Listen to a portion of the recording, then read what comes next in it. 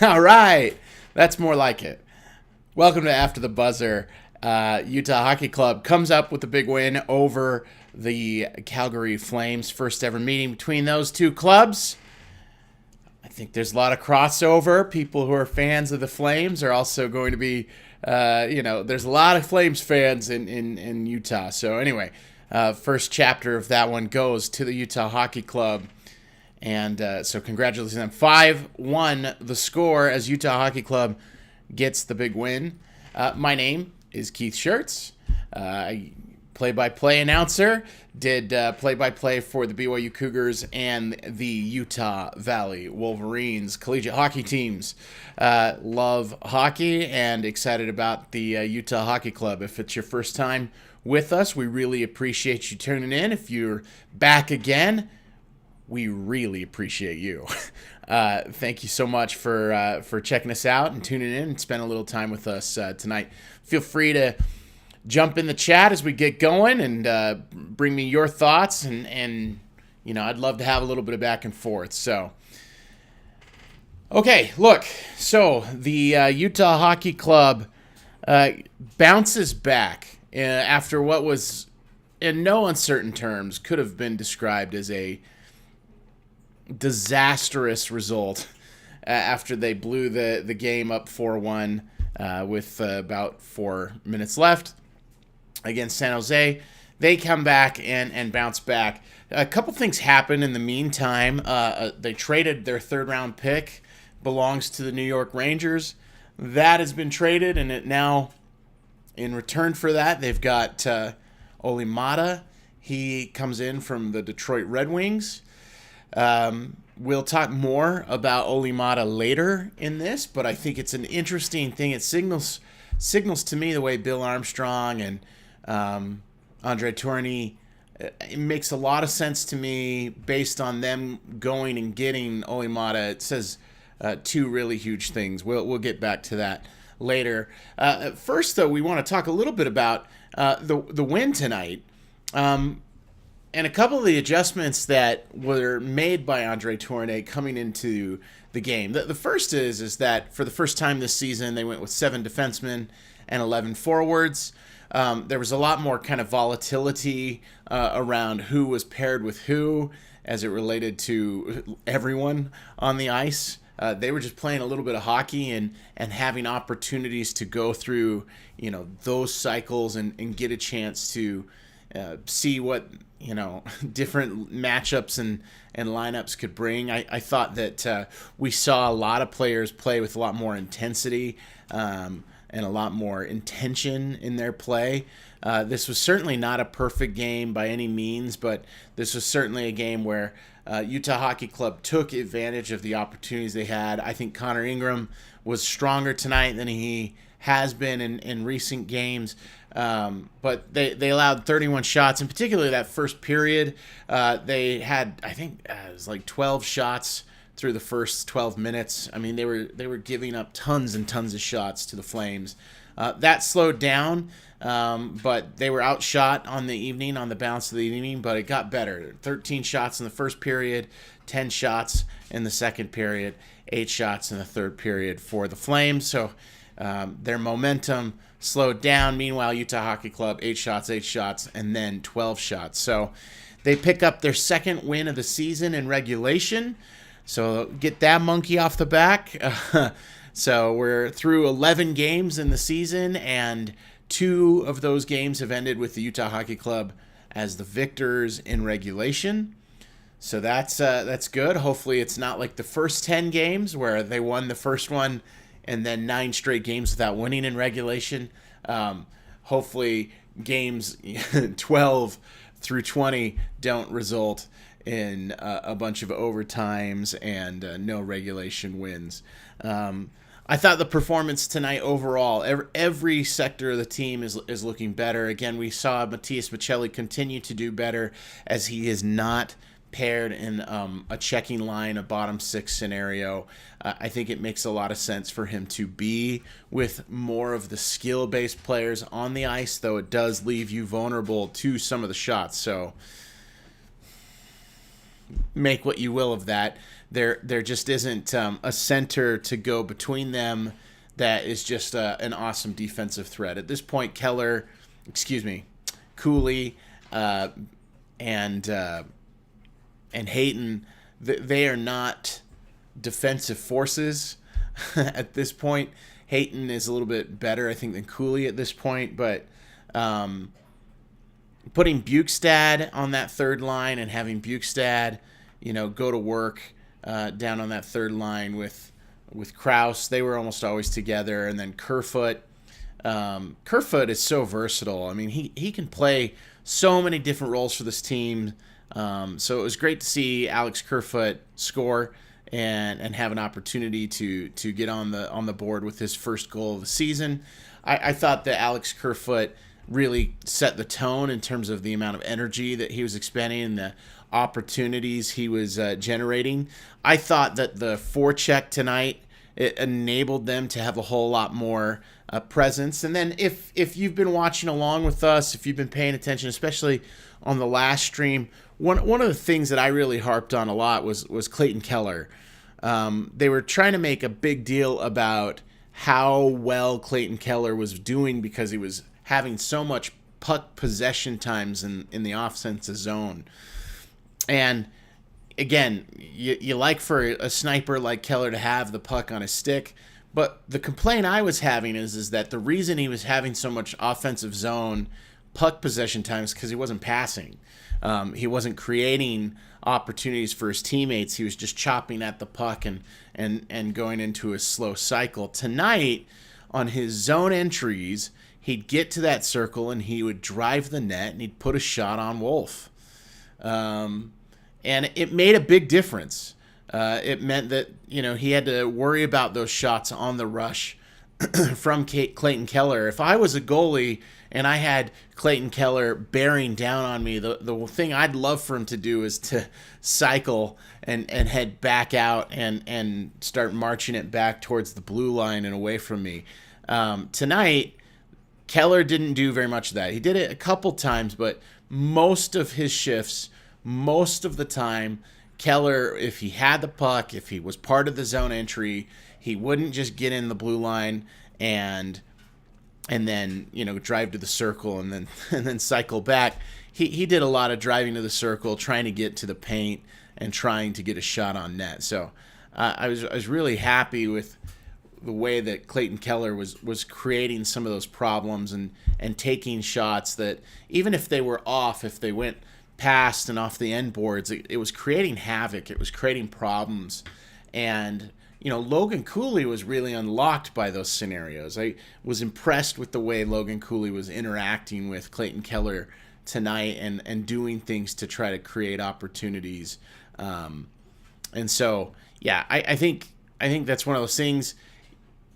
Cooley, it's one of those, he didn't get an assist tonight, but it's one of those games where I think you could definitely feel that he made a step forward. But yeah, so Clayton Keller tonight I thought was better on that and leading and kind of driving the more intention of, we're going to get that puck in deep. We're going to try to put the puck on the net. We're going to try to go on the forecheck.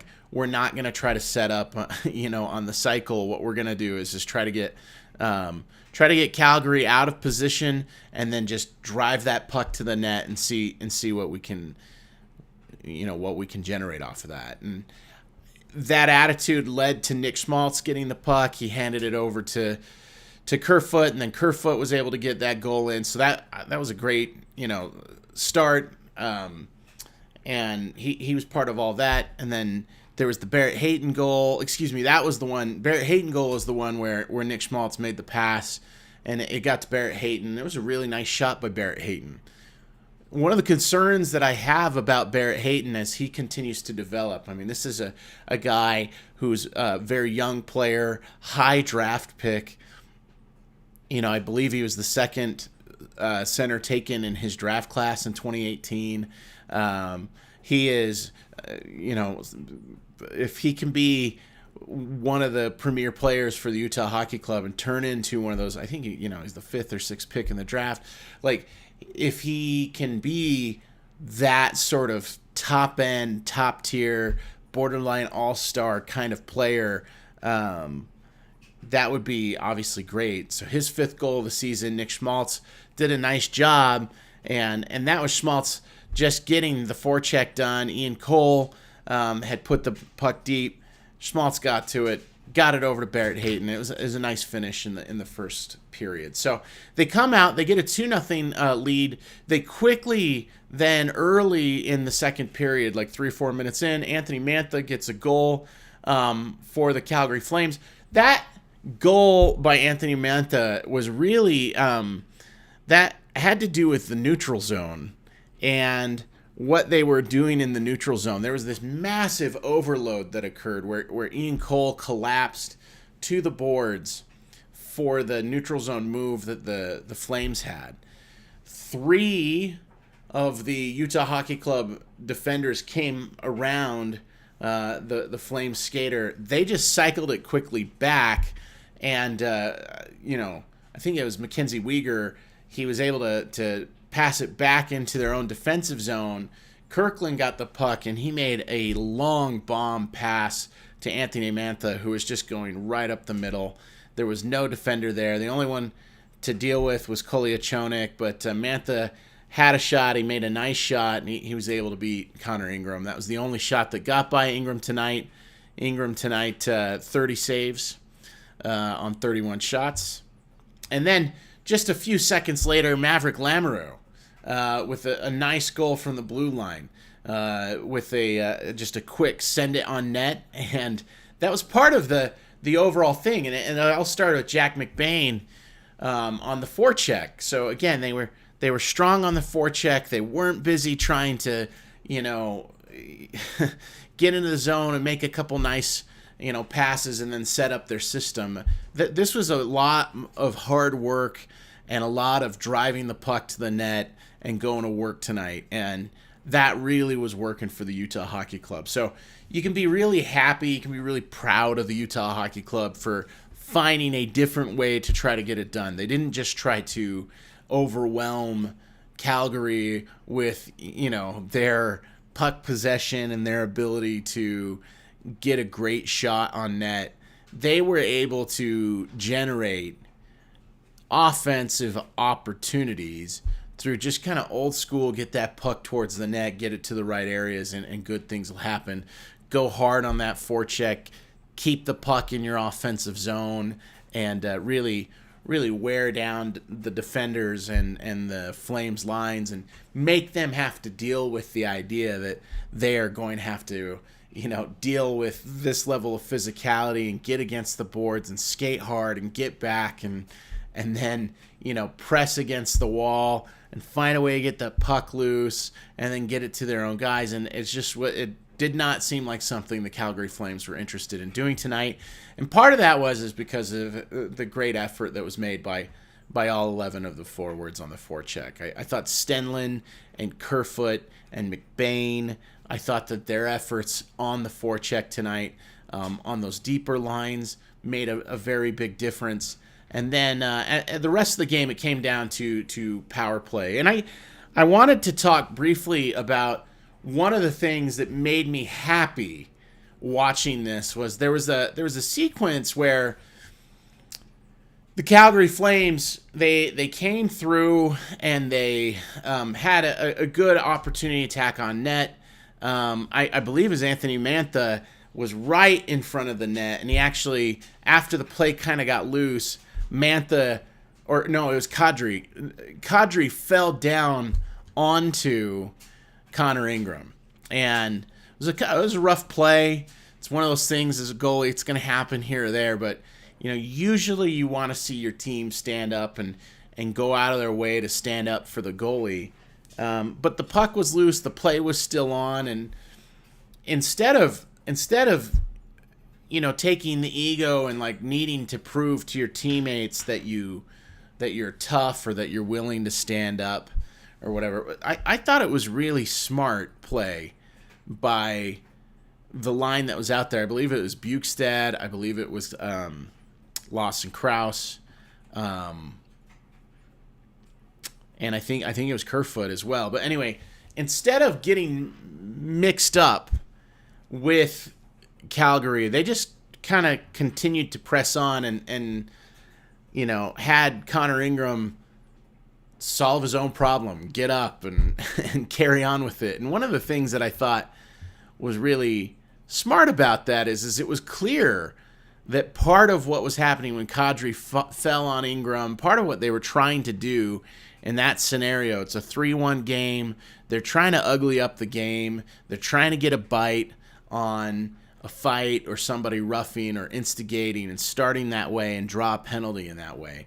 And in the effort to continue to draw the penalty, Anthony Mantha then, as he was coming back up the ice, he roughs Ian Cole, who doesn't retaliate, who doesn't do anything on that. And Utah goes on the power play. So in an instance in a 3-1 game where the Calgary Flames are trying to get a man advantage, trying to dirty things up a little bit and give themselves an opportunity to play with a man advantage, they ended up costing themselves. And then on the ensuing power play, after Mantha goes in the box for roughing, then on the power play they skate hard, they create problems. Coleman boards. After he boards, he knows he boards, and he does the same thing. He's now in the face. He's grabbing people. He's trying to get somebody else to bite. He's trying to get one of these Utah Hockey Club players to decide that they are also going to go to the box with him and even it out. But everybody showed the sufficient restraint. Only Coleman goes to the box 5-on-3, and it was awesome to watch Sergachev on the 5-on-3 just creep in closer and closer and closer. He worked, usually he's far back at that blue line, concerned with just keeping the puck in the zone. He was getting closer and closer, got to the top of the circles, and then that wrister that he sent on net, that was awesome. And Barrett Hayton was working his tail off to, shots were coming in. Gunther had the broken stick. Barrett Hayton recovered that puck. The next shot that came in, I believe, was Keller. Barrett Hayton, he went and recovered that puck. And then he just kept going to the front, getting in that bumper spot, starting to screen the goalie. And because of the screen that was in place, Sergachev was able to take a shot, and it beat Wolf, and it was a really good goal. It was a nice wrister, good shot. It's easier to beat the goalie when the goalie can't see the puck. So that's good teamwork. That's unselfish play by Barrett Hayton. He owed one back to Sergachev. Hayton has had 2 goals this year on tip-ins from Sergachev, where he just got the ever so slightest touch on it and was able to get the puck in the back of the net. I thought it was a really nice job. Really nice job by Sergachev and Hayton there on the 5-on-3. Sometimes we've seen this season Utah Hockey Club hasn't been awesome on the 5-on-3, but that was really confident play there. 4-1. They go into the last intermission. There's the Clayton Keller goal on the power play, just a classic snipe. Gunther with the assist, Sergachev with another assist. 2 assists and a goal for Sergachev. Only 22 minutes tonight. He didn't play 29, so that's great. And then the last part of that, of course, is, it's nice to see Keller bearing it. And then there was the disallowed goal that they took away, and that's a shame. But again, that was another example of Logan Cooley getting in there and playing with aggression, and you could see him being more physically comfortable with the scrap in there. And he's going to have to continue to work on his strength. I think he's definitely his style of play and what he brings to the ice definitely makes it the case that he is a center for sure in the NHL. The question is what can we get from him when it comes to putting the puck in the back of the net? At this point, he's having a rough go finding the net. 11 games down. He still has not scored yet this year. Several assists on the season. Lots of good play, lots of good moments, but it's not been a very hot start, let's say, for the sophomore. And I think that Logan Cooley will have things turn around. I do think that he'll get to a place where he gets really hot and he starts scoring a whole lot more. But as things currently stand, we'd like to see him get more opportunities to finish. But honestly, he's actually doing some hard work on the ice. He's frequently just been serving up shots to Gunther. And now that he's on a line with Gunther and Keller, he's serving up shots to Gunther and Keller. And so when you're playing on a line with Gunther and you're as good at shooting the puck as Gunther is, and you're playing on a line with Gunther and Keller now, I think it first has to be the case that Keller and Gunther scare everybody to death, and then maybe what will happen is we're going to see Logan Cooley start to get on the score sheet. I think that second group, where it's Hayton and Smaltz and Michelli, it certainly does more with Michelli. It certainly gives him an opportunity to be more threatening, have more shots. His finishing and shooting of the puck is not particularly strong, but hopefully, with Michelli setting up plays, that should get Nick Smaltz on the board. He really likes to score from narrow positions. He likes to score inside of the dots. He typically does not score outside the dots. He's a one-timer shooter, and so maybe Michelli and Smaltz can work that out. I should do a little research and find out, what the balance is between those two. And then the last part that I just wanted to, think about a little bit is after that kind of performance, after seeing how well they did and how well they came together through this thing, I wanted to just say I'm happy to see that they responded to that adversity. Hey, Doodle Bob, what's up? I don't know how long it's been there, my guy. Hopefully not too long. Thanks for coming back in and visiting with us. I am doing very well tonight. It's great to see you back here with me tonight. And I enjoyed the game. Did you get a chance to see it? And any thoughts? Any thoughts about tonight's game? So I thought that the effort tonight was really good. It's the sort of effort that we need to see from the team. And obviously Calgary is in a bit of a funk. They are not playing the way that they'd like to. We know that. But we want to see the Utah Hockey Club pounce on teams that aren't playing well. So when you play a San Jose Sharks, you should beat the San Jose Sharks because they were winless. So when you're playing a team that's really struggling like the Calgary Flames, tonight it was an opportunity for Utah Hockey Club to kind of get out of their funk, and they were able to. One of these two teams was going to have a night like this tonight, and fortunately it was the Utah Hockey Club. All right. One of the other things that I think is fascinating is Olli Maatta, the trade. You're the man. You the man. Hey, so the Olli Maatta trade for the Utah Hockey Club. What an interesting trade. I was really surprised that they decided to make that move. It means that they're not feeling super great about, or maybe they need to keep guys in the AHL in order to help them come along. Between Artem Duda, between Maximilian Zuber, they had a couple other left shot defensemen that I thought maybe they could bring into the mix and call up. They decided to not do that. I thought it was interesting that they sent Josh Doan down. I was surprised to see Josh Doan go down, but first things first, let's talk Olli Maatta.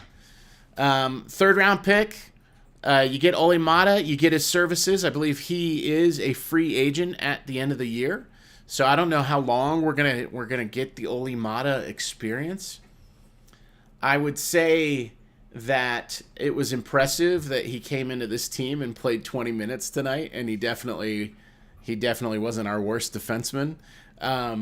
He came in and was just super solid. He's not an offensive threat. He's Ian Cole, but he's like 6 years younger. He does the same sort of thing as Ian Cole, but he's just a little bit more athletic at this point. He's a little bit more able to take on huge minutes game after game. I thought it was interesting that they went and got a left shot defenseman. I think that it speaks to the ambition of the team. The team saw that after 10 games and not having Marino and Durzi, they thought they needed to do something, but I would have thought they would have done something on the right side with a right shot defenseman.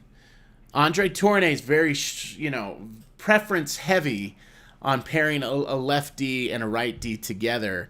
So going and getting Oli Mata as a left shot, they already have Sergachev. They've got Valimaki. They've got Ian Cole, right?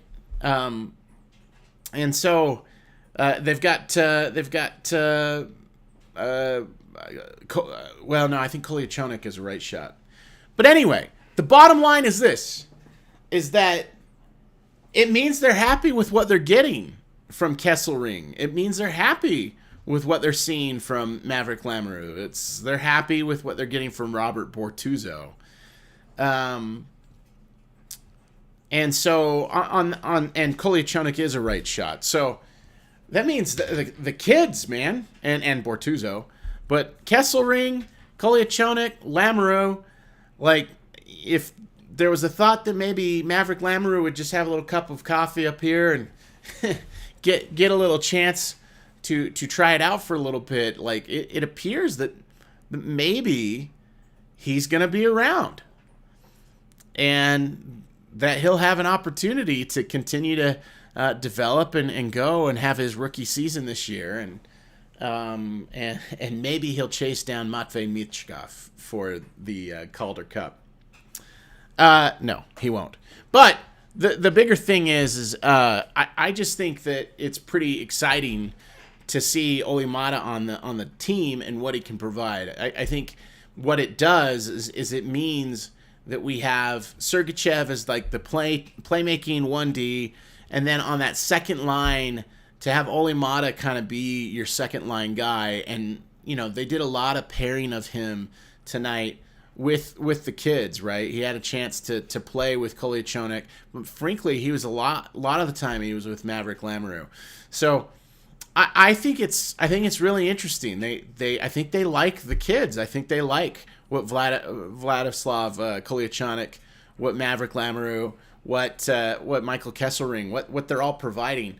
And so between Sergachev and Cole and Mata, like as the vets helping bring them along and teach them what to do, and Bortuzzo, it's like it just suggests to me that all of those young players, Kesselring, Kolyachonok, Lamoureux and Kolyachonok are rookies.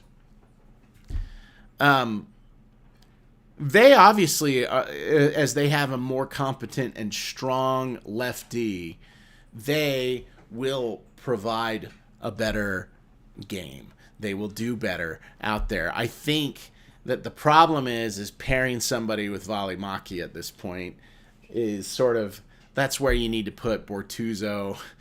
That you need to put somebody more steady with Valimaki. I don't think going out and sharing 15 minutes with these kids with him is particularly fruitful at that time. You're not going to get the most out of the rookie defenseman if they're with Juuso Valimaki. But with somebody like Oli Mata, you may be able to get a whole lot more from those rookie skaters. And tonight we got the first goal from Maverick Lamoureux, and he'll continue to produce. And what I like about all those players, Kesselring, Kolyachonok, Lamoureux, they are not just defensive only players, the way that Cole and the way that Oli Mata are. So the blue line, they made a couple trades, and then if Durzi and Marino come back in, then it'll be interesting to see what they do with the traffic jam on the blue line. But for now, they'll use Oli Mata. He's a pro. He's been in the league a long time. He's played a lot of big games in his career. So welcome to the squad. He's one of the team now. So we're really appreciating having Oli Mata now with the Utah Hockey Club. And let's talk for a minute, too, about the other transaction then, Josh Doan.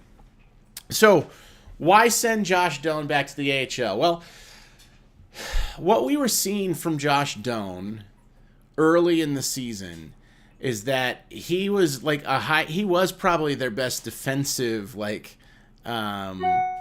forechecking forward for many of those games. But what we weren't seeing from Josh Doan was a whole lot of creativity. It was just a whole lot of effort, a whole lot of try hard, and that's great. You know, you love the motor that you get from a guy like Josh Doan. But one of the things that Josh Doan wasn't doing was he wasn't being creative with the puck. He wasn't he scored a goal on the breakaway. But outside of that, he wasn't really creating quality chances for his line mates. He himself wasn't getting quality chances. And so one of the things that I think that they're looking at is go to the AHL, go down and play for the Tucson Roadrunners, go be creative, go refine that game, continue to work at it, and see if you can, build more of your offensive prowess. And then once you have even more skill on the puck, more control over, passing and, the hockey sense of it all, then come bring that motor, come work as hard as you were before, and let's see what you can be. But first, he needs to bring more of that along. And I think that's why they put Josh Doan down there. What this also means is that we're going to, hopefully, in my opinion, they're going to have to make a choice about what they want to do about the fourth skater or the fourth line. And if they're going to continue to go 11-7 in some of these games, I'm kind of for it at this point, because I'd rather see the seventh defenseman get ice time and go a little more narrow with the forwards instead of getting spicy tuna, instead of getting Michael Carcone. So that's my thought. We weren't seeing any of these guys that were being healthy scratched anyway. Like, we weren't seeing much from them. But for me, I just don't really get it. I don't really see the point, of throwing Liam O'Brien out there. I think he's into the fact that he's so popular with the fans here because he has a fun nickname and he fights. And I think that's great. But I also think that it's also affecting Liam O'Brien, because I think he's just out there looking to kind of get into scraps. And I think that's a dangerous spot to be in, when we need more of the forechecking work, more of the opportunity creation, and getting down to that end of the ice. And flexing Kerfoot down with McBain and Stenlin, that worked just fine. Or having the occasion to throw down, Bukestad and say go work with Stenlin and McBain. I like those things worked, and I was happier to see ice time from the seven defensemen. Again, I'd prefer whoever you want to consider that seventh defenseman to be, whether it's Valimaki or Koliachonik. It was probably Koliachonik or Lamoureux. Wouldn't you rather see ice time from one of those guys than Liam O'Brien, Michael Carcone? I would. Carcone, did he just have the craziest year last year? Because that dude scored 20 plus goals last season. Was it just a total anomaly? I'm just shocked that we have not gotten more Michael Carcone games. Did I miss something? Is he hurt? I'm going to search it real quick. Is Michael Carcone hurt? Or is he just getting healthy scratched left and right now? Really strange. Anyway, yeah, he's certainly not playing. he's not seen much ice time. Yeah, he played in 74 games last season. I mean, they played him a lot of games. If he played the rest of the games this year, he 11 games in. So there's 71 games. He's played in 3. Yeah, if he played the rest of the game this year, he'd have the same amount of games as he had last year. But yeah, I guess it was just a freak season. So last season, 21 goals. He was able to get in a groove and find a way to score a lot of goals last year. I don't know, but there certainly doesn't seem to be a whole lot of belief that Michael Carcone can be a fruitful and meaningful hockey player for this team. It just doesn't seem like that's a direction that they're happy to go. So yeah, the 7 and 7-11. The 7-11 lineup, I'm okay with that. Obviously, it puts more burden on the forwards and a lot more stress on the forwards to take on a little bit more ice time. But I also think that they can spread that out. I mean, tonight, Dominic Moore on the Utah broadcast, he kept saying, like, oh, it's going to be Keller. It's always going to be Keller. It's always going to be Keller. But I actually think that what you can see is that extra ice time can get spread out and, to give Dylan Guenther more opportunities to get on the ice and try stuff. To maybe you throw a little more ice time to Michelli, or maybe you see that go to one of the other wings, right? Maybe Lawson Krause can take on some more of that work as it relates to that. The final thing on this is I just want to say I was happy to see the the penalty kill come along. I think that they are believers that Nick Schmaltz on the penalty kill is the way to go. And tonight, Schmaltz, I think of all the forwards, led in ice time. And, that's an interesting spot to be when you're like, hey, which forward should we get out there and have skate the most? So it was Keller. Keller had it, 19 minutes, 33 seconds of ice time, 18 minutes and 51 seconds. So just a 40-second difference there.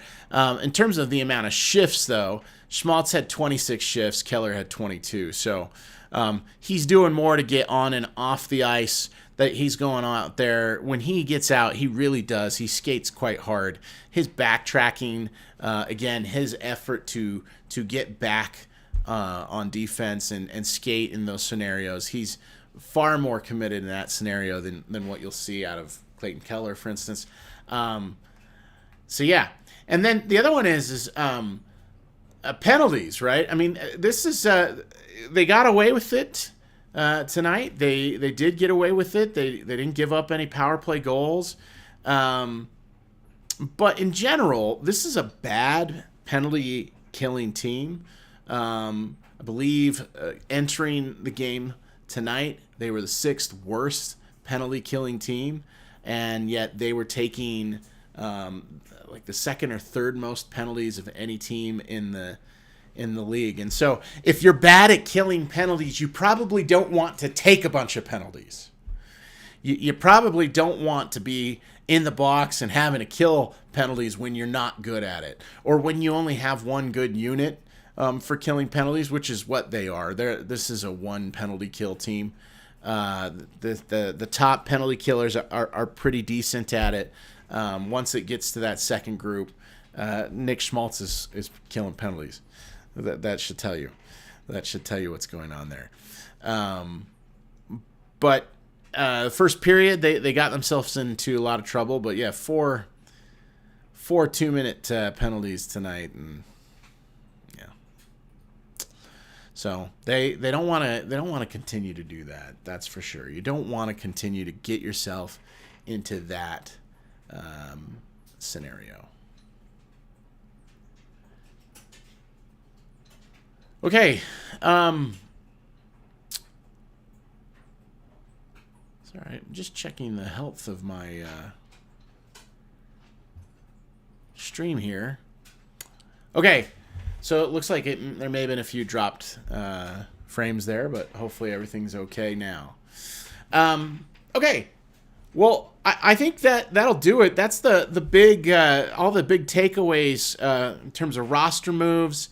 I am floored that they didn't bring in a right shot defenseman, but instead brought in a left shot defenseman. Maybe it's what was available. Maybe that's not.